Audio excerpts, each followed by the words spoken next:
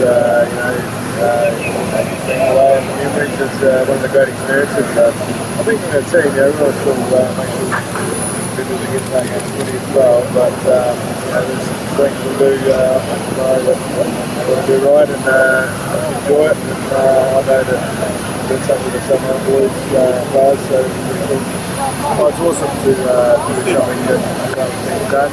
And I think it's good for New Zealand Rugby the All Blacks, and it's also great for Samoa rugby as well, and for Samoa people. So, Thank you, Samoan. sorry? You know any Samoan? Thank you,